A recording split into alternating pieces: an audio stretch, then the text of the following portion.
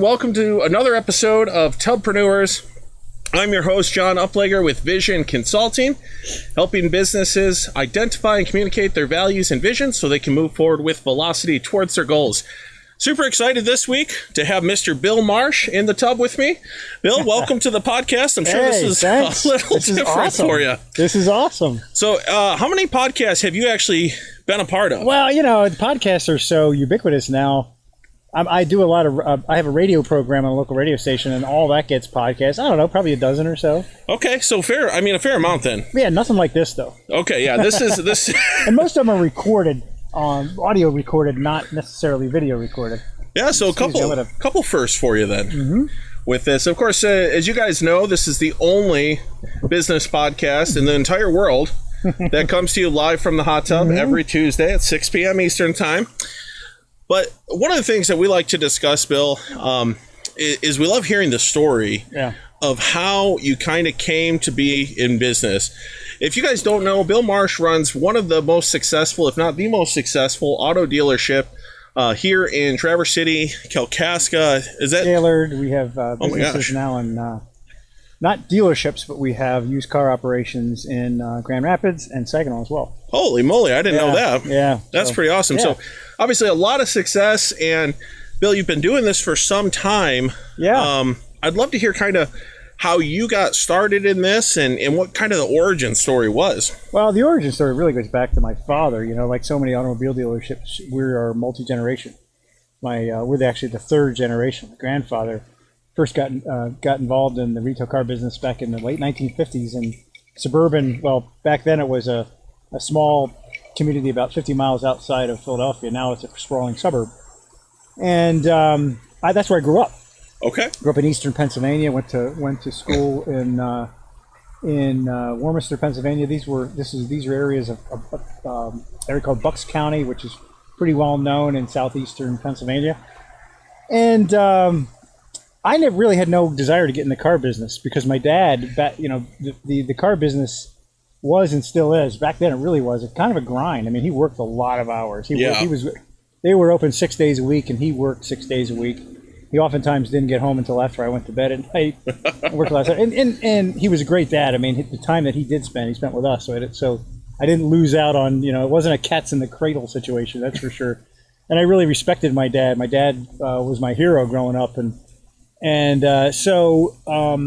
but he, through a series of circumstances, he ended up relocating to Traverse City. And it's kind of a long story. I mean, never really happy with, he ended up in the car business. My dad went to Yale University, wanted to be an attorney, and was at law school in 1958. My grandfather, who bought this little Ford dealership, health started to fail bad. And, my grandparents had apparently sunk their life savings into this little dealership. My dad realized that, you know what, I'm the only one who can remedy this situation, so we decided to bail out of law school, and with the idea of nursing the business back to health, selling the business, and go back to law school. Well, number one, it turned out to be a more challenging proposition. The late 1958 there was a recession in the United States. My dad's a history major from Yale University, walks into this little dealership, has no idea how to run any business, but he had a lot of leadership skills. He was a people person, a natural leader, and he gradually nursed the business back to health. But I mean, he worked they were so cash poor. I mean, he had to wholesale cars on Thursday to make payroll on Friday. It was one of those things. But so it took him longer to nurse the business back, and by the time it did, he discovered he liked the business, but didn't necessarily like the area, and didn't like the grind. He was a relatively small dealer, and there were all these large, huge dealers, metro dealers that he competed with, and he just really didn't. I think he felt like he fell out of place. I always think he felt like a sprinter, being forced to run the marathon. He just never really felt he was in the right context. And through a series of circumstances, met the Ford dealer at a meeting in Dearborn for Ford dealers back in the early 1970s. Met the dealer here, who was back then it was Grand Traverse Auto, and then ended up visiting the dealership. He was looking for somebody to buy into his dealership, and my dad. By 1980, we moved. The whole family moved. I was in college at the time, and he went to work with the idea of being a Ford dealer in Traverse City. And funny. It's kind of funny because my dad, the way he's wired, there was no decision that couldn't be made. I mean, he was very decisive, and he would like to make changes very quickly. And he walked into this business that just wasn't run the way he felt it should. It was kind of small town-ish dealer and very laid back. He was used to this hyper competitive Philly market, and he wanted to make some changes. Well, the dealer who he was working under, his philosophy was there's no decision that can be put off till tomorrow. So it was these two, and even though they were good friends, I remember my dad said he came home after about a month on the job, and he told my mom, who there was a big deal for my mom to move. She grew up in southeastern Pennsylvania, so it was a big emotional move for her. And he comes home and he says, my mom's name's Annie. He goes, Annie, I don't think this is going to work. He said, I thought your mom was going to kill me. So he was literally looking, he was looking for a dealership anywhere, business opportunity. And in 1980, late 1981, the Buick dealer there decided he wanted to sell. And so that's what he did. He bought this tiny little Buick dealership. In the worst economy, I mean, we think the economy's interest rates are bad today. Back then, retail interest rates on car loans were like 15%. Man. And so, I mean, it was. You don't get that with bad credit nowadays. It was terrible. It was the worst economy since World War II, and especially in Michigan. And so he opened up this dealership, and failure wasn't an option. He still had a lot of capital tied up into his Ford dealership he was selling to his general manager. And he just went in and funny story, the dealership, when he bought the dealership, he found out you have to get approved by the manufacturer, obviously. And he found out he was getting a really hard time getting approved. And he found out that the deal, there was a big wig from GM who wanted to buy the dealership for his son, and so that he could live in Traverse City. And so they were giving him a hard time, even though my dad was, the dealer, Ward Lieber at the time, who was the Buick dealer, wanted to sell to him, and they had a buy-sell agreement. So my dad finally, he gets the idea to write this letter. And part of the problem was, believe it or not, back in the 1980s, if you were a Ford dealership, you didn't own a GM dealership. They were so competitive. It was like you just didn't. It didn't happen. And my dad still had a majority ownership in the Ford dealership. So they were creating all these obstacles. So my dad writes this letter. It was typical dad. He writes this letter to the president of Buick Motor Division, and he says, Buick is in last place. This dealership was really underperforming. Buick is in last place in northern Michigan in retail registrations. It was January. He said, if you get me approved by early March, I guarantee you I will take it from last place to first place, or I will give the franchise back.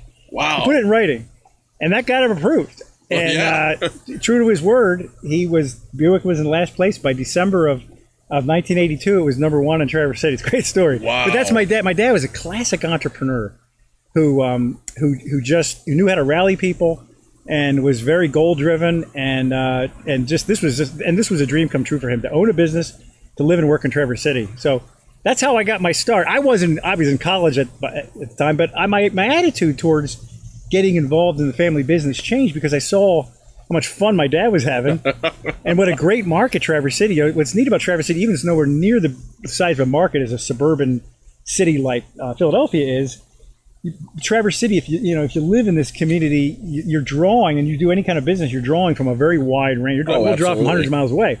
So it's kind of a retail center. It's where the mall. Well, malls really aren't a thing anymore. Yeah, whatever's left of it. All the retail was here. So, and you can afford it. One night in a newspaper in suburban Philadelphia for my dad back in Pennsylvania was a month's worth of radio and television you could buy here. So you can be a much bigger fish in a smaller pond. So I saw that, and I graduated from college in 1983. We mutually felt that the business was too small at that time for me to come in as sort of the boss's son. The BS degree, they call it. So I went to work in Grand Rapids. I sold computers and copiers and stuff like that. Everybody should, I always tell parents, I sound like an old codger, but young parents, I always say, when you're raising your kids, everybody should sell something. Absolutely. Just that experience. I don't care what it is. Well, mine was selling copiers door to door in downtown Grand Rapids. And let me tell you, you talk about rejection. I would knock on 20 doors, and if I got one appointment, it was a good day, But it was good. It was a good experience. And so by the time mid-'80s, 1985 rolled around, my dad had bought the GMC franchise, and And now it was big enough, and so I came in and I basically took the commercial. I started selling commercial vehicles for my dad under the GMC, and it was a great experience. And then my dad was looking for my brother. Meantime, had come in a year later, my brother Jamie, and he was looking for a way for us to really sort of sow our own oats in the car business. So he found this little Ford dealership out in Honor. That was a tiny little dealership that was selling like 10 cars a month. And he bought it, and he kind of stuck us out there. He figured, these guys screw up, it's not going to break my bank. So we stuck us out there, and this was in the summer of 1986, and we crushed it. I mean, we were one of the top selling Ford dealerships in Northern Michigan, and it was just a great experience. We didn't really make a lot of money because we didn't really have to run a business. We were young. But we had a lot of energy, and we knew how to take care of people. Yep. And it was a great start. So that's kind of how I got my start in the business. Wow, that's so fantastic. And I love some of the things. Like, your dad really strikes me as that classic entrepreneur. And one of the things you said that stuck out to me was, here he is. He's going from law school to a dealership, no experience on how to run a business, no experience on how to sell cars. But he had the leadership skills, and he was a people person. Yep.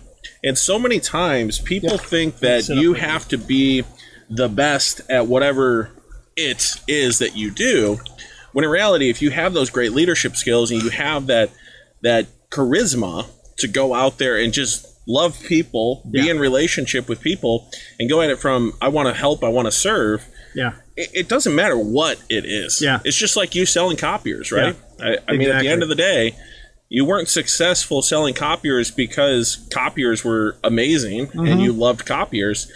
If anything, you were successful at it because you could relate with people. Exactly. And I've seen that over and over again in sales. And so, obviously now it's passed solely on to you and your brothers. Yeah. And so, as that transition was coming on, I mean, what was going through your head? What were you feeling? What were you ready? Were you nervous? Were you scared? We had operated the business, for years with my dad. I was the general sales manager of our Buick Pontiac GMC back then. My brother Mike ran the retail operations in our Chrysler Dodge Jeep Chrysler Plymouth, back then. Is Pontiac a brand? I mean, what's that? Yeah, really, it was a great brand for us.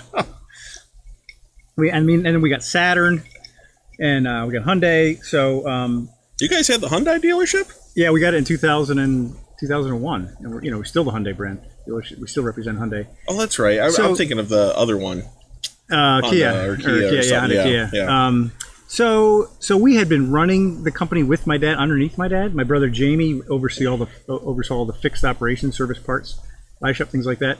So when we bought the company in late 2006, early 2007, and it's interesting because my dad loved the car business. He passed away in 2016, but he loved the business, and he didn't sell us the business because he wanted to retire. In fact, he always used to say, the day I quote retire and get up and don't have a hill to take is going to be a tough day. I don't have anything to do, But he sold us the business and got out because he felt it was time for him to step aside and time for us to lead. He felt it was, in his judgment, it was time. And I in hindsight, I can see that. And he had some other projects. My brother Dan was buying the restaurant Red Ginger, needed some help, so he kind of got involved in that and a few other things. But so we were ready, although we realized that it was going to be different because it was going from this single entrepreneur calling all the shots, my dad, to three brothers. It's a tripartite, a plurality of owners. And but typically that doesn't work. Typically most consultants would say you got to have an alpha. You got to have an alpha, one guy who's overseeing. And my dad was concerned about it because he felt that way. So he hired a couple of friends who are in consulting that he really trusted, and they interviewed us and our people for like 6 months. And they came back to my dad and said, you know what? These guys are the exception. They like, trust, and respect each other. Their strengths, they leverage their strengths. And we believe that they can run this as equal partners. So we are completely equal partners. Wow. But we grew up together, so we're very aware of our strengths and our weaknesses, and we run it as a team. Typically in a sibling-run enterprise, especially a car dealership, if there's multiple business units, one sibling will run one, the other sibling will run, and what happens is each one takes on the strengths and weaknesses of that individual sibling, and they never really gain leverage. Yeah. We run it as a team, so and it wouldn't work if we were all the same. But I'm the least operationally involved. I'm more the leadership development, customer service. I do more of the soft skills type stuff. That's what I like. Yeah. If I had to, I joke, if I had to run an actual car dealership, like the management part, I probably wouldn't be in it. I just don't really like it that much.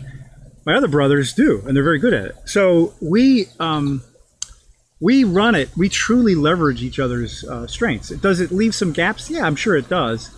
But we have a tremendous amount of trust for one another. We're not only business partners and brothers, but we're pretty much best friends. Yeah. So we spend a lot of time together, even outside of work. And we have our differences and we have our arguments at times, but we always are able to settle them. And if it didn't, it would really reflect negatively on the culture. And I've seen sibling-run organizations where they're constantly arguing and disagreeing, and there's a lot of acrimony, and it creates a tension in the organization that's reflective of the culture. Yeah. And we don't have that. We're not perfect, but it really, and that's one of the real blessings. I know I speak for, we've talked about this. I mean, you can say to me, hey, I'll buy out your two brothers, and you can keep, instead of making, what you're making now, you can make 3 times as much or 2.5 times. None of us would take that for the world, because we realize that running it as a plurality like that, not only are we more successful, but it's a better, more interesting and enjoyable way to run the company. And I know exactly what you're talking about with the scariness of, somebody's got to be in charge at the end of the day. Mm-hmm. And what it sounds like, and correct me if I'm wrong, is you guys are really looking at, okay, we know each other's strengths well enough to be able to and willing to concede to the person who maybe is stronger in that area. So, if somebody's got a better head for the marketing side of it, you might go, well, I wouldn't do it that way, but I trust you enough that you know what you're talking about. That let's go ahead and do that. Yeah, is that correct? Exactly. Yeah, they call it accepting influence. That if you can accept influence from somebody, and not a lot of ego-driven entrepreneurs can, especially from brothers. But I'm very, very willing to concede to my brother Jamie, for example, on an operational decision or expense decision, because he's good at that. And he's willing to concede to me when it comes to a leadership, or especially when it comes to, I function as a company spokesman or a marketing decision. And same thing with my brother Mike. So it works well.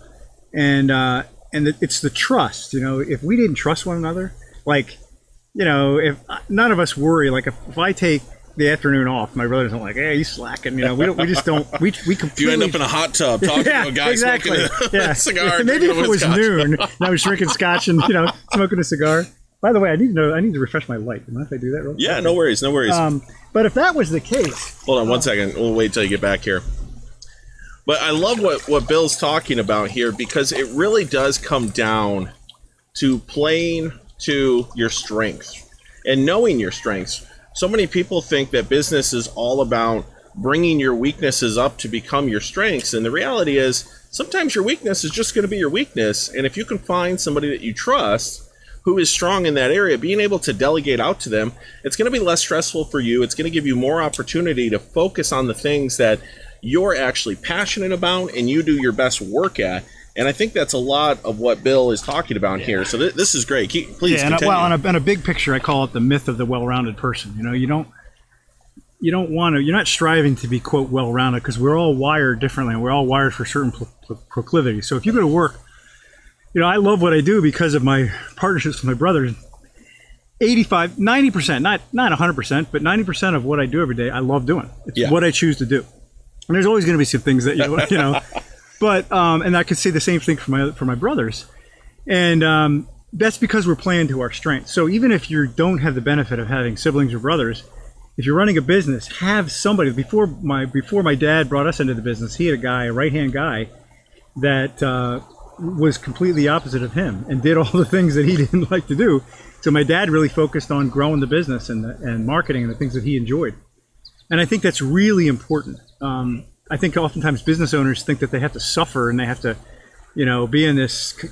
When you're starting out a business and you're undercapitalized, you have to wear a lot of different hats. Absolutely. But that's not going to last forever. Yeah. You want to create a context where you feel like you're able to present the best version of yourself every day. If not, it's going to show up in your health, in your relational life with your family, with your kids. You don't want to go home. You don't want to bring stress home from work. Your family doesn't deserve that. And a lot of that has to do with how you set yourself up as a business owner, or even if you're not a business owner, if in any job that you have, especially a leadership role. I love that, and we've spoke to that a lot on this podcast, and I talk to my clients about this all the time. Like Bill said, at the beginning, you might have to be everything, right? I mean, You're starting off a business, you got no right-hand man, and you don't have the capital for a right-hand man yet. But if you structure your business in such a way that once you're able to afford that right-hand man, you already know this is what I need them to do, and this is what I'm not going to be the greatest at. It's so important, and it allows you to go out and really live your best life with your business and your best life. I love what you said. Don't bring that stress home to the family. It's so many of us are wired to do that, but taking that time to stop the work, stop the business, breathe, and go home and give your best to your family is so important. And I know I personally went through stages in my life where I didn't do that, and gosh, it hurt. It hurt them a lot. Well, even on a more fundamental level, I think a lot of people, even when they get to be a certain, well in the middle age, a lot of people don't really understand how they're wired and what brings them, I call it energy, engagement, and flow, what makes them come alive. And so they just chase after. They might chase after a job because it pays the most money, or they were told they should always be in business. So they go buy a business that doesn't really float their boat. And one of the things that I've always been really big on purpose. Like there's a vision for me every day beyond my relationship with God as a Christ follower that really drives me, and that is the idea that if you could wake up every day, and pretty much every moment of every day, you are moving towards or pursuing a purpose, a purpose that you know and understand. I think that's the way to live. And years ago, I was leading actually a men's ministry group. And the whole theme, it was called The Great Adventure, and it was about how a lot of guys get to a certain point in their life, and they have married, and they have kids, and they have a job, and they just kind of slug through life. And they're the kind of guys that, they reach midlife and they go do something stupid, like, buy something stupid, or else go run off, convince themselves that they don't love their wife anymore, and take off and ruin their family, all these things. And a lot of it has to do with not really understanding themselves. So I found a great book called the On Purpose Person by Kevin McCarthy. And it's an allegory. It's told as a tale about a guy who's in sales and is going through like a kind of midlife crisis. And I'm paraphrasing, but the end of the book, and he finds his purpose. In the end of the book, the tennis is a real theme in the book. The guy's a tennis player, and you know how you have tennis tournaments or like the NCAA tournament where they have brackets. Yeah. Well, the book in the end has this exercise where it sets up so it gives you all these different activities in context and asks you to choose which one you prefer over the other. And which one you prefer makes it to the next one and the next one. You end up at a final, the goal is to end up at a final 2-word phrase that answers the question, I exist to serve by, and preferably a word that ends with ing and a noun. So I exist to serve by helping others, or by teaching others. So I invested hours in this because I was leading other men to do it, and I really wanted to know. So my purpose at the end of this exercise was I exist to serve by inspiring growth. Wow, I love it. So when I'm in a situation where I'm inspiring others to grow, to be a better version of themselves, that's when I'm at my best. And it's interesting how, quote, the universe, if you want to call it, or God, conspired to provide those opportunities. Today, I have a blog that's not really connected with my work. It's called Making You Matter. It's all sharing what I'm learning, and it's all a lot of things on personal development. I have a radio program. I speak in the community, and I do it because I love to inspire people to grow. So I know that I'm on purpose. Absolutely. And that is so important. And I think it also kind of goes back, and I want to touch back to something that you said before as well. You mentioned a couple times like this culture. And one of the things that I know about Bill Marsh Automotive Group is I've talked with a lot of folks that have worked there, that currently work there, and you see this culture that's kind of engaging everybody in a big way. And I think that's kind of what you're referring to here is as a business, right? Because we we have the personal, and then we have the business, and so much of that intersects with each other. Sure does. And so, as you kind of set out to create this culture that you have at Bill Marsh Auto, how did you do that, and what does that culture look like today? We did it very deliberately. One of the things that was really important to the three of us when we bought the company from my dad is we didn't want to. Most of the people in the company at that time saw Bill Marsh Sr. as he was the founder, and he was kind of a larger than life personality, very influential guy, and so they certainly respected us. I know they did, but we were still the second generation. So we realized that we had to create our own impact, if you will.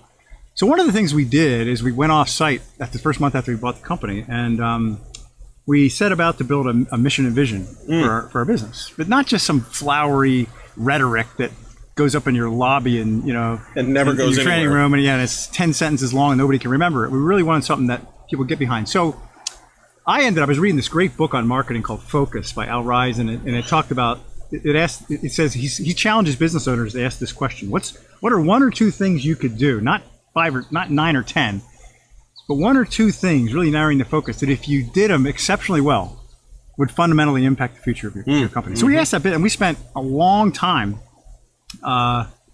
discussing that question.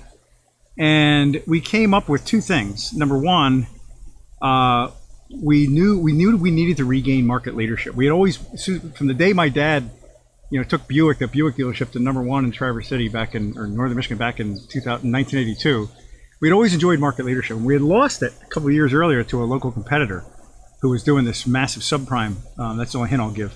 And they were selling a ton of cars, and they outmarked. I know what you're talking about. They beat us in market share, and it kind of affected our swagger a little bit. Because we always viewed ourselves as the dominant automobile organization in northern Michigan. So we knew we had to get that back. And the other thing was, we knew my dad had always placed a high value on customer service, on treating people, being responsive to the customers. I remember the first day I walked in there in 1985 when I took the job, and somebody came in and asked where the parts department was, and I pointed. My dad said, "Son, you don't point around here. I don't care if you have to inconvenience yourself. You escort the guest, kind of like the Ritz-Carlton does." And so, but we knew that. So we always were good at customer service, but we realized that if we could become great at it, if we could truly set ourselves to make customer service a competitive advantage and to standardize it and to develop high standards and train them, that more than anything else would impact our future. Those two things. Because, at the end of the day, my dad always used to say, we're not in the car business. We're in the people business. We're in the relationship business. If you see your business only as what you sell, not who you serve, you're never ever gonna be as successful as you could be. Because you can get a car anywhere. But it's all about people. That's what I loved about what Don Pichet said last time about, it's not what you know, it's how much you care, right? And it's about community, it's about people. So we set about our vision as a company. A vision is a desired destination. Our vision was and still is to be the reference point, the gold standard for customer service in every market we serve. So that when people think of great customer service, they think of Bill Marsh, not just from cars, but from anywhere. And that's it. Will we ever know if we've hit that? I don't know, but setting that out and constantly repeating it to our people and challenging ourselves to go after it, we're going to be a much better organization. And then, with the market leadership thing, we challenge our people. We got all of our entire company together, and we said, this is really important to us. We need your help. And within 18 months, we had regained market leadership and never lost it. So there's power in leaders casting a vision, because that's something only a leader can do, only an owner can do. And that is so important. We've talked about that so much here on the podcast. It's really a big piece of what I do with my clients is you have to have that vision. You have to have that compass that's pointing you in the direction of why is it that you actually exist? Yep. And it's bigger, like Bill said, it's bigger than just we sell cars or we help people buy cars. Right. The cars really has nothing to do with the mission that Bill Marsh Automotive Group has. Yeah. It just happens to be the vehicle, pun intended. Yeah. It just happens to be the vehicle in which they do that. Yeah. So as you guys think about your mission and you think about your vision and you're setting these things up, think about why is it that you went into business? chances are a lot of us start off business. I just want to make more money.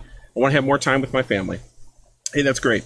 That's so important. But you have to have a bigger purpose as to why you actually want to serve people. And it's got to center around serving people. Because at the end of the day, people, no matter what you do, what you sell, what widget you make, people are involved in a big way. Well, and it's funny. It's interesting you mentioned that, because one of the things my dad always taught us is, if we went out to Traverse City, if we left this hot tub and went downtown Traverse City, obviously got dried up and cleaned up a little bit, yep. And we did a man on the street interview, and we asked people, what do you think the purpose of a business is? Why do people go into business? What do you think the number one answer would be?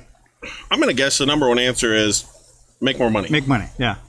And my dad would always say, that's the wrong answer. Mm-hmm. Now, he would say, and I firmly believe this, and this is what we preach to our people, that money is important, just like your paycheck. Money, you can't grow a business, you can't have a business very long without money, especially cash flow. But money is the downstream outcome. It's the fruit. The purpose of a business, any business, fundamentally, is to create customer value. Mm-hmm. And everything else, spending more time with your family, money, the perks, the enjoyment, all those are important, but they are the downstream outcomes. And I think if people can get that mindset and you can approach your business that way, number one, you're going to have a business that people want to work for, and you're going to have a business that's going to be successful. Well, and this is so important right now because everybody's talking about the fact that, it's so hard to hire people, and you walk down the street and every business has a now hiring sign.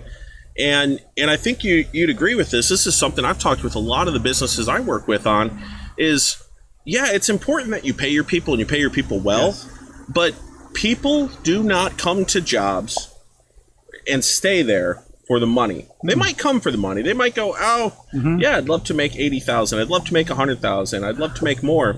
But at the end of the day, what's really going to drive them to stay is this culture. It is the greater purpose for which they wake up every day. They go through the grind, because we all know being an employee or being a business owner, it's not fun every day. No. It's hard. Yeah. It doesn't matter what you're doing, especially, sales is hard. Yeah. It can be soul-sucking. Oh, absolutely. But the more that you have a clearer vision on where you're going and why what you do matters, the greater energy you're going to have to go out and wade through the crap more. It's interesting. One of my roles is leadership development. And every time I get in front of our people in a session, they get sick of hearing it. But I always share, there are three core beliefs and assumptions that drive our approach to leadership in our company. And I think they apply to every organization, whether you're a small mom and pop or whether you're a multinational corporation. And these are this. Number one, most organizations are overmanaged and underled. And I think that's just by nature of I look at our people. Our people are responsible for a lot: sales, gross profits, managing expenses, all this stuff. And I always tease them when they're when we meet off site for a leadership meeting. I say, you guys are probably looking at your watch right now, saying, I got to get back to the dealership, right? And so it takes intentionality to pursue leadership. It's what Covey would talk about, the important, not the urgent. So all organizations tend to be overmanaged and underled. Number two, people don't leave companies. They leave bad bosses. Mm-hmm. This is backed by research, from Barna, from Gallup, from all of them, that most people, when they quit a job, they quit a boss. And so what that says is, and what I remind our people is that how you treat your people, you will frame the world of your people every day more than anything else. And so that's a big responsibility. But how you treat people, how you make them feel. Mm-hmm. And there's a lot of bosses out there that still live by this old notion that, if I don't believe in giving, recognition. That's too, Montessorious or whatever. And if I don't say anything, it's kind of like the old joke about the husband and wife says, "You never tell me you love me." Well, I didn't say I didn't, so that that means I do, or whatever. I forget how that goes. But people leave people's worlds and people's sense of engagement and satisfaction, of well-being at work, is driven more by who they report to than anybody else. Mm-hmm. And number three, and this kind of a summation, is everybody wins when a leader gets better. Everybody, not just the people in your department or in your business, but your family, your children, your friends, your community. And And so it really places a high premium on if you're not growing, if you don't have a plan to grow intentionally as a leader, as a business owner. In other words, if you can't say at the end of the year, you know, I've grown, I'm a different person than I was this time last year, and it's just rinse and repeat every year, you're never gonna have the fulfillment and success that you deserve. Absolutely. So let's talk about that a little bit, because, you know, I bet you there's a lot of people listening right now that are, oh yeah, I agree. But where do you go for that? Because, I mean, it's great to say, well, I want to be different this year than I was next year, or than I was last year. But at the end of the day, if I don't do anything different, if I don't get any new information, why would I change? So where have you found, or where have you led a lot of your leadership to grow? Well, number one, and this is repeated, but it's so true, that, and I've seen this in my world, leaders are readers. I mean, I know hear a lot of people say, I don't do well reading books, I don't read 10, or I don't. And granted, I think you can learn a lot from audiobooks. I have one gentleman who lives in Traverse City and works in our Kalkaska dealership, and he listens to audiobooks every day, and he's grown a lot. But there is so much knowledge, wisdom, insight, and growth in reading. But that's the first one. And number two is being intentional, being a part, surrounding yourself with business mentors. Go see somebody who's operating at a level that's above where you're at. And I guarantee you, people love to be asked advice. And most people won't do this, but if you seek out people and you have 2 or 3 mentoring relationships, and they don't all have to be, you know, vertical, they can be side by side. But if you're in a community of like-minded people, you know, Jim Rohn said you become the average of the 5 people you spend the most time with. That goes to how you run your business too. And you know, little things like my wife and I made a commitment years ago that we were going. COVID obviously interrupted, but every year we would go away to some offsite event, the 2 of us, and that was somehow involved growth, spiritual formation, marriage, personal growth, and we've lived up to that pretty much every year for the last 15 years, and we grow together. So the biggest thing is you have to, it's not something that's going to happen by itself. If you want to grow and develop as a leader, if you want to have better habits next year, if you want to have better insights, if you want to have a better way of thinking about your business and your life, you have to cut against the grain, because the world is going to keep you glued to your phone, and is going to keep you strolling social media. You're going to have to carve out time, deliberate time, and you're going to have to go against the grain of the culture. But the rewards are huge. You might might not be included in the conversation on that latest Netflix series that everybody's binge watching. But the most successful people I know cut against that grain, and they have a thirst to grow. So it really comes down to being intentional. Are you reading? Are you listening? Are you associating with like-minded individuals, people that are further on down the road? Now, you mentioned like getting yourself some mentors that maybe are in the vertical or maybe a lateral to you, side by side. A lot of folks are kind of concerned about like, oh, well, I can't reach out to a competitor. Well, you know, I don't know what to do. You know, I don't want to go to somebody that sells cars, because you don't have to. There are plenty of like-minded people out there. In fact, there are more outside of here. Unless you're in an industry that, I mean, there are plenty of I understand that. I wouldn't want necessarily to network with I certainly network with competitors outside, like in other cities, but you know, I'm not going to network with the dealer down the street. I get that. But there are so many, like there's the Traverse City Young Professionals, great organization. Traverse Connect has lots of resources. There are networking groups. Again, a lot of them are kind of restarting after COVID. But there are a lot of ways, if you are intentional and you push in, and you just, you know, there's SCORE, the Society of Retired Engineers or Retired Executives, that will come alongside new business owners and mentor them. So there's a lot of options out there. Yeah, there's so many ways that you can get around like-minded individuals. And the important thing is have the intentionality behind it. It's not going to happen by happenstance. You have to set some intentionality. Yeah. So as you're thinking about it, I can obviously tell you're a reader. I think you've mentioned no less than 3 books and a couple authors. My problem is that thanks to Kindle, I have too many books going. I sometimes have 3 or 4 books going at once. Yeah. And that can be a challenge. Absolutely. But I love learning. If we sold our company tomorrow, I'd go back to college just for the sake of learning, not to get a grade like I did when I was in college. Just learn. I love being in learning environments. I love to go to training organizations where they put you out of your comfort zone and group you up with people, and that's how you grow. If you're not put out, Eleanor Roosevelt once said, do something every day that scares you. If you're not coming out of your comfort zone, that's where the true, it's like if you want to get in shape, it's going to hurt, right? If you want to get in the best physical shape, if you want to be prepared from a mental and a leadership competence standpoint, same thing. If you want to grow in your business, grow in your life, you're gonna have to be comfortable being uncomfortable. Amen. And there's so many different ways to set up that intentionality. I mean, look at the different organizations that are around you. We mentioned Traverse Connect and the young professionals. That's all a part of our chamber up here. Traverse Connect is our chamber, so you can get involved with that. A lot of these will have SCORE where you can talk with other business leaders. They're a nationwide chapter. Absolutely. Yeah. And so there's so many different ways that you can get involved and reach out to people who are doing more than what you're doing right now that you can learn from.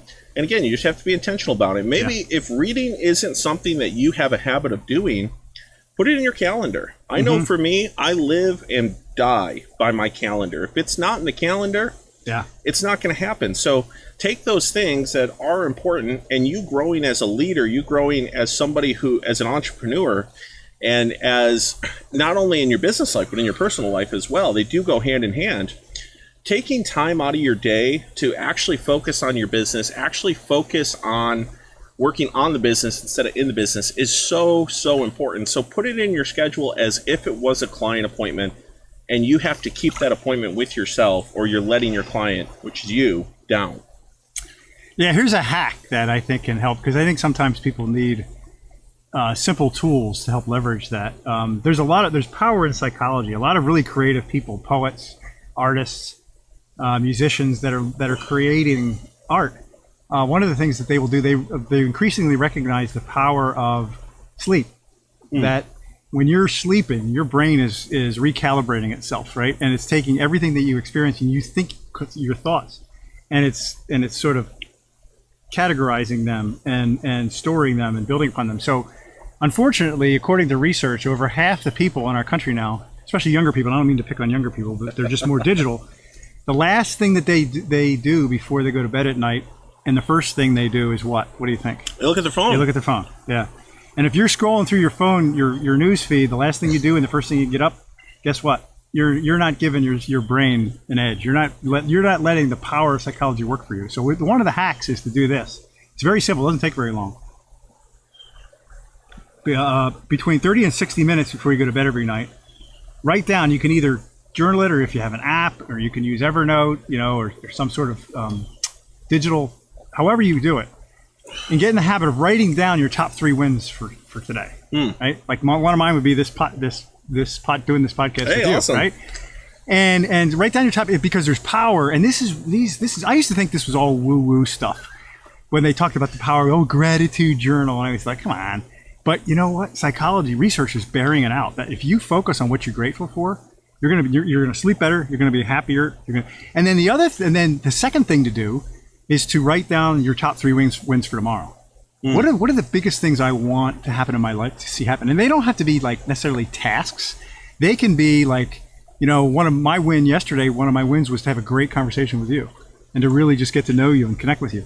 And psychology shows that if you do this, it's almost like you're allowing the power of your psychology. You increase the chance of it happen. Again, it sounds woo-woo. It's kind of manifest, but our brains are infinitely more complex than we give them credit for. So I would challenge our readers, that's our listeners, our watchers, to do that.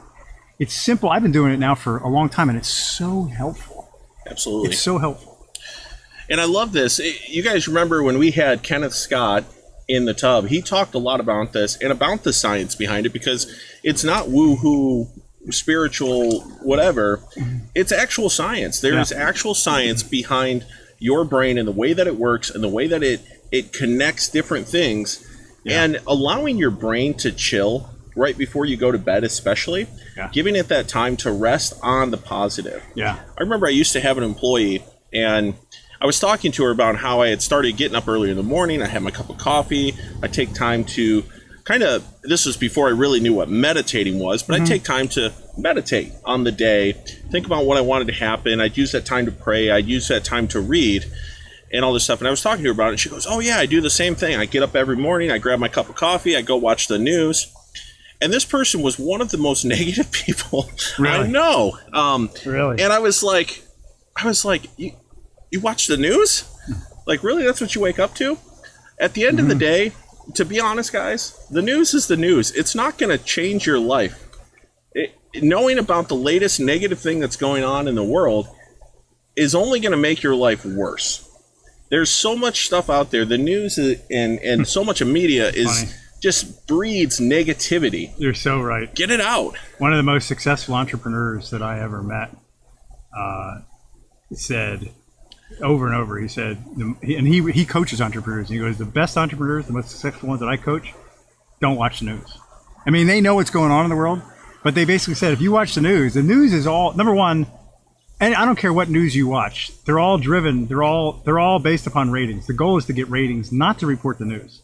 So the more sensationalized they can make it, the more they can get you to go into your sympathetic nervous system, your fight or flight, and get you stressed. Unfortunately, the negative news, how many planes take off every day in this world? Tens of thousands of them.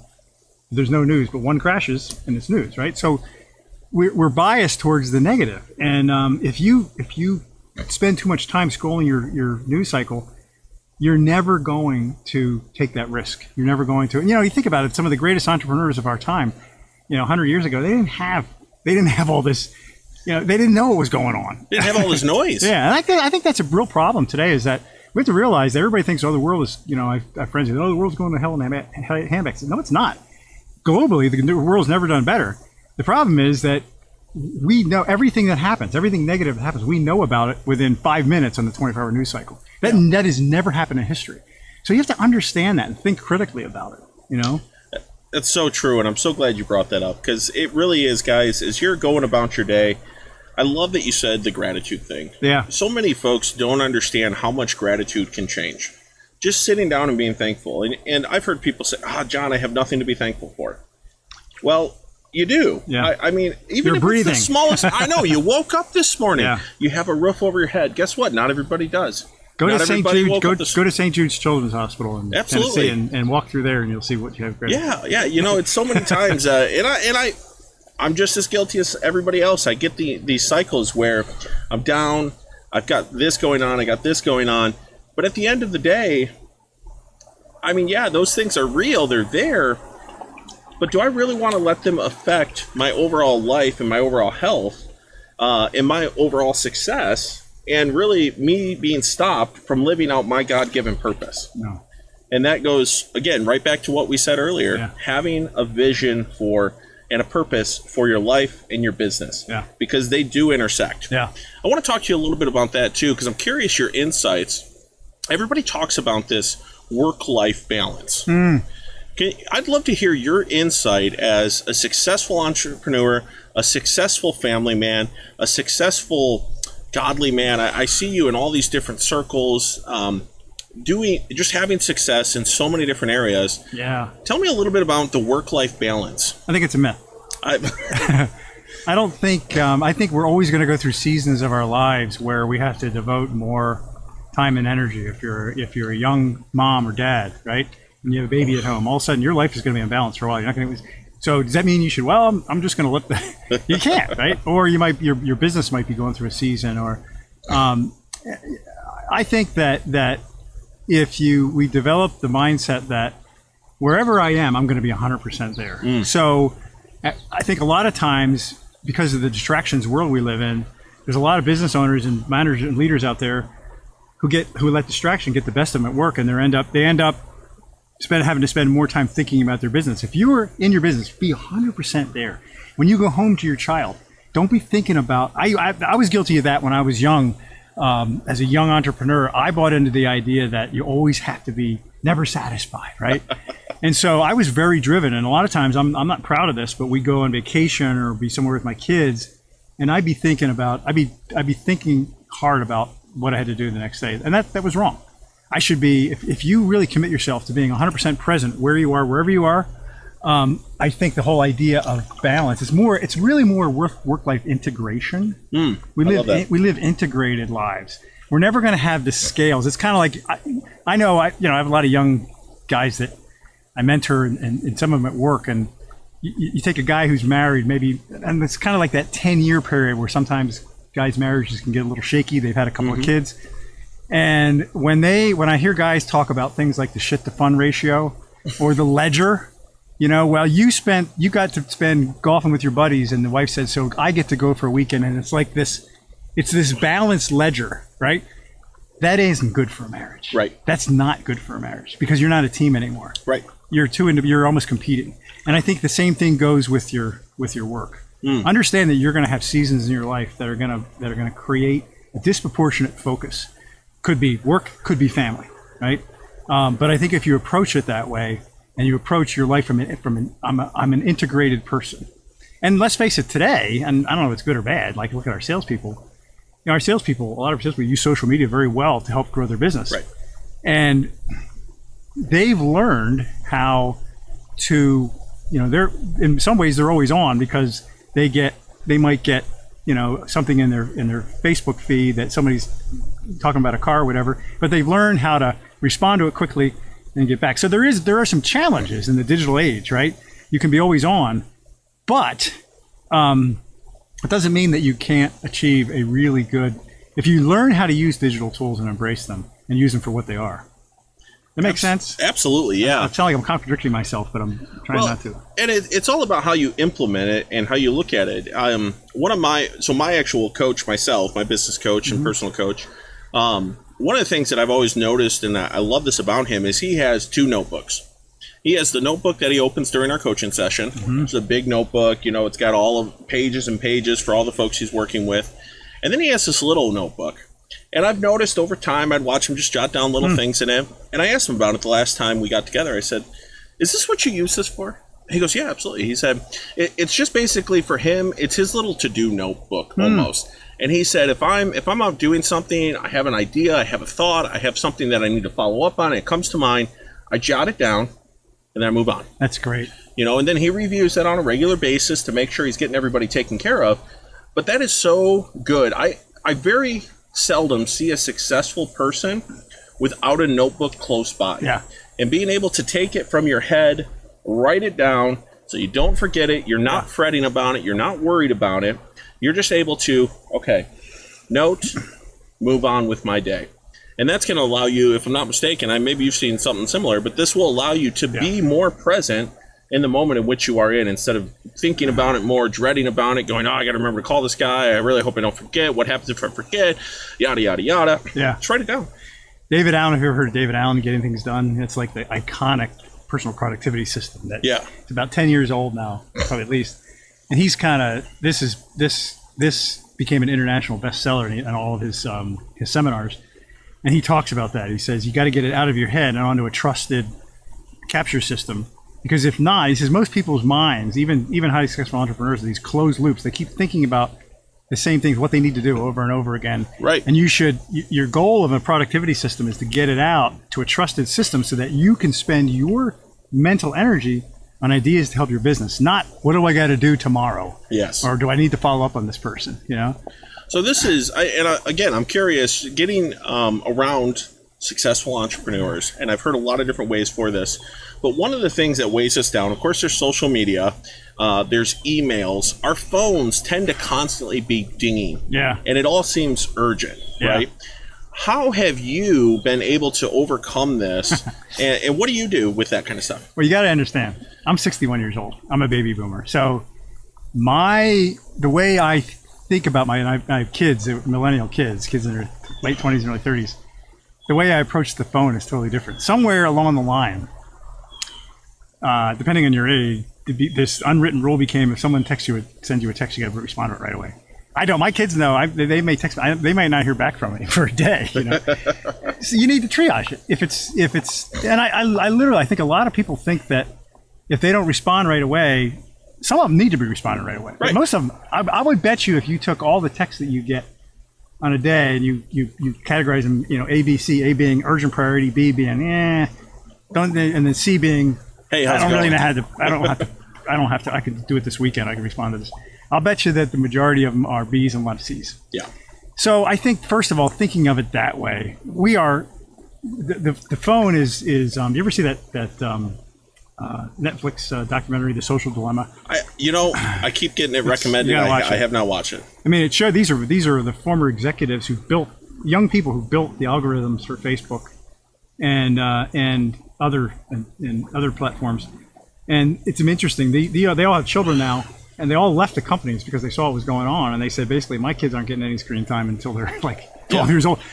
Because the dopamine addiction that smartphones induce. You take a smartphone away from somebody, a lot of times, you put them in a depression mode. That's a problem. If you rely on your phone for a dopamine hit, but dopamine hit meaning, to feel to get that, then you gotta go into digital detox. You gotta change something, because it's distraction is the greatest enemy to productivity, success, and even happiness today. Because we live in a distracted world. It's only going to get worse.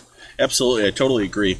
And one of the things that, as I was reading, I can't remember the name of the book. I'll have to. It was a book by Kevin Kruse. I remember who wrote it. But it was built upon the idea that you only have 1,440 minutes in a day. Yeah. And what are you doing? And one of the simple things that you can do on your phone, that we are all connected to our phone in some form or fashion. Believe it or not, you can actually turn off notifications. Yeah. You can turn off the notifications for Facebook, for Instagram, for Twitter, for LinkedIn. You can turn those all off and just check it at set times during the day. And the same goes with email. When I was running a cleaning company here in town, that was one of the things I did. I had a set time. I didn't have any pings on my phone about business email. I didn't want any. I didn't want any. But I had set times in my schedule. I'd go in and I'd really quickly read the headline. Was it important? No. Did it need a response? No. Okay. Archive it right away. It's still there. It's still something I can relate back to. But at the end of the day, I don't need to do that with 99% of my emails. And the other ones, I'd respond to it. And maybe that's really smart. Yeah, it was. And I can't take credit for that. It was the book that I read. This goes back to leaders are readers, right, guys? But it really helped me set up my day so that I wasn't constantly being pinged with all the junk. Yeah. And the beautiful thing is, as your business grows, you're going to have opportunities where the emails aren't going to come to you anymore. The emails are going to go to an admin assistant. They're going to go to somebody who, at the end of the day, their job is to look at those emails, look at those calls that come in, determine how important they are, and move them on to the appropriate person to handle those with the right amount of urgency. And nowadays, there's going to be, like, AI is going to revolutionize that. They're going to be digital. You can get a digital assistant now, but digital assistants are going to make it a lot less expensive and more. So there's a lot of really interesting productivity tools out there and coming. So many different things. Yeah.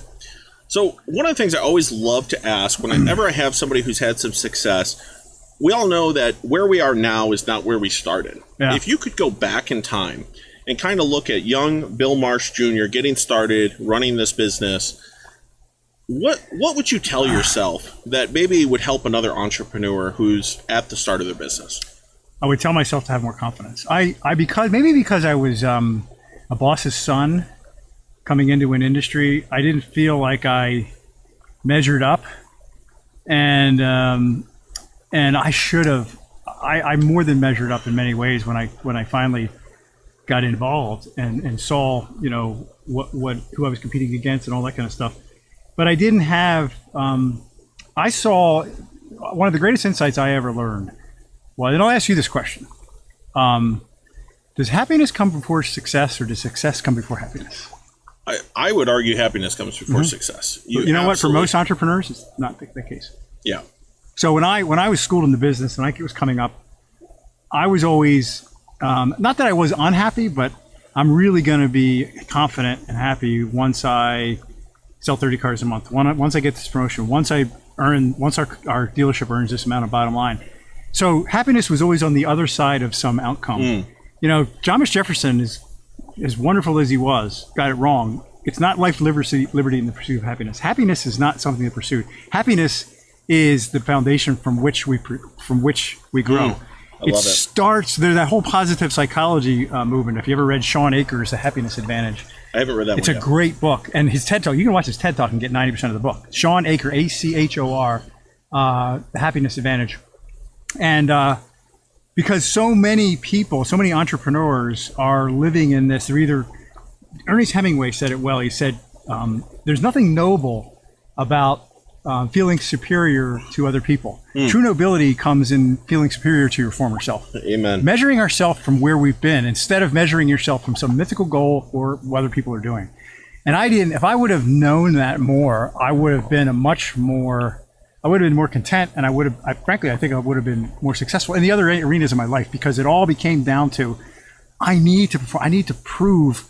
In our business, if you were second generation, you go to a dealer meeting, they go, "Oh, you're second generation." They would think, you got your golf clubs in the club, and you're going to be out of here by 4:00, and you'll have a six-pack down by dinner time. That kind of a thing, and it was unfair. There are a lot of second generation dealers who screwed up their dad business. I get that, but we were always fighting against that, and I think I succumbed too much from a limiting belief that said, I need to prove myself all the time, and I don't need to prove myself to other people. Amen. It's to where I was. So that would be the biggest thing that I would. And that is so important, because I found myself doing that a lot. I still find myself doing that today, and then remembering, wait a second, it's not about me comparing myself to the guy who's been in business 20 years. Maybe it's not even me comparing myself to the guy who's been in business the same amount of time that I have. It's me comparing myself to how far have I come from where I was a year ago, from 6 months ago, a month ago. And I love it. My business coach made this point the last time, a couple of meetings ago that I was with him. We were talking about celebrating. I was, he's like, well, do you remember why we were setting up this celebration?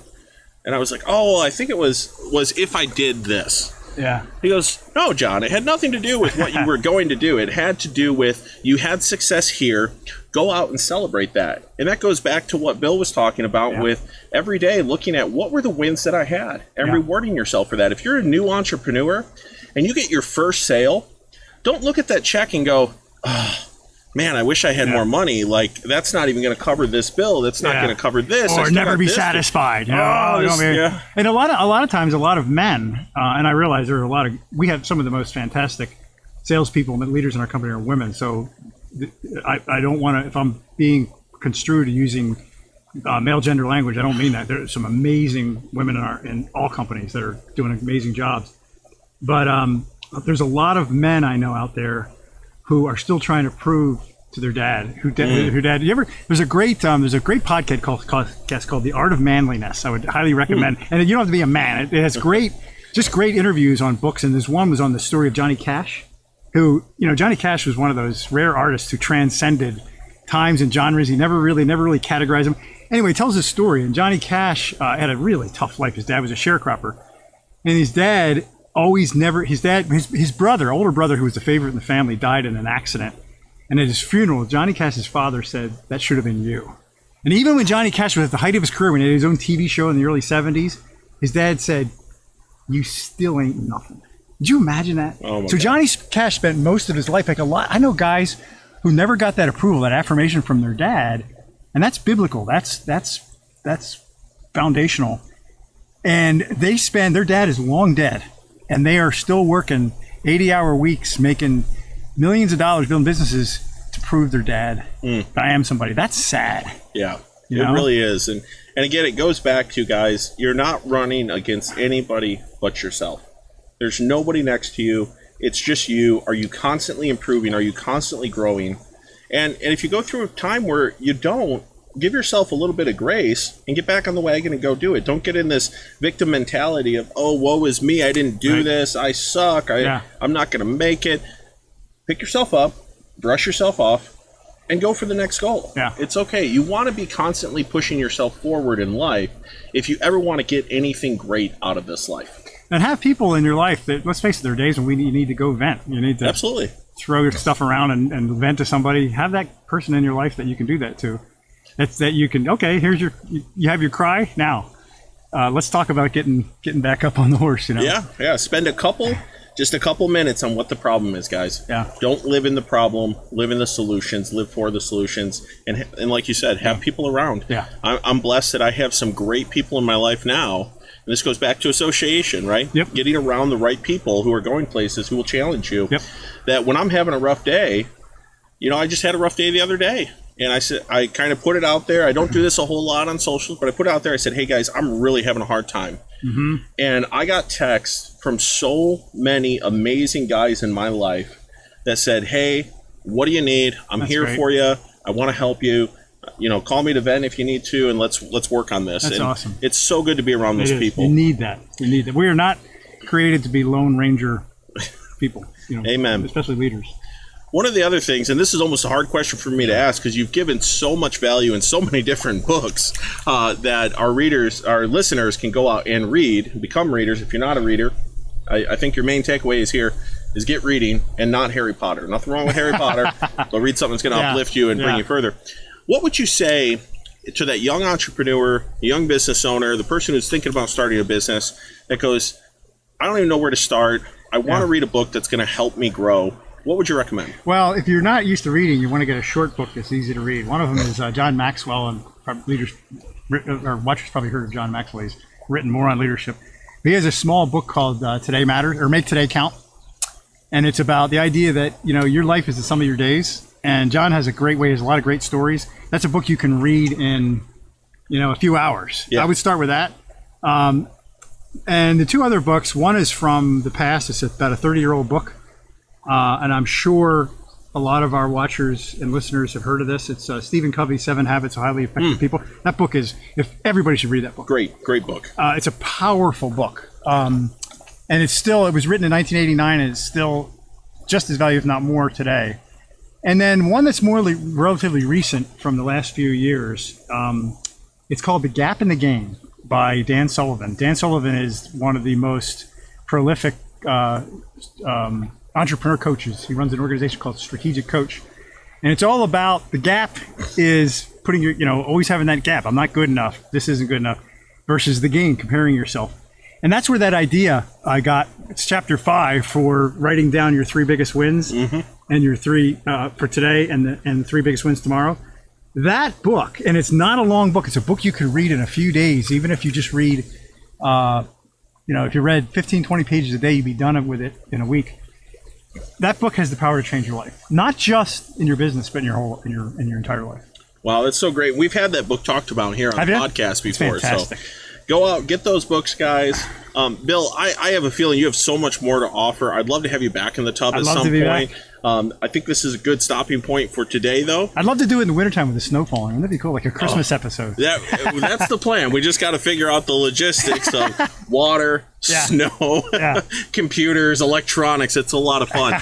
But thank you so much. You're welcome. For coming in. Guys, next week we're going to have Tony Lackey with Northern Beat Entertainment in, talking about how he really built his DJing business from a hobby to one of the most successful DJing businesses in Northern Michigan.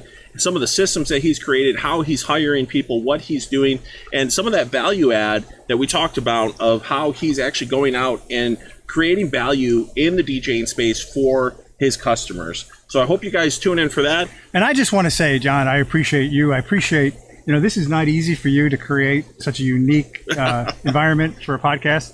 And you're doing a great job of bringing content, bringing inspiration, bringing proven strategies and insights to people. And I know it's not easy, and I really appreciate the difference you're making in this community and in this world. I appreciate that, Bill. And I could say there are definitely harder jobs than sitting in a hot tub. But it takes work. It all takes work. It takes a lot of work to put something like this together. You make it look easy, but it takes a lot of work. Thank you. I appreciate that. Thank you guys so much. I hope you have a great rest of the day, and we'll talk to you on the next one.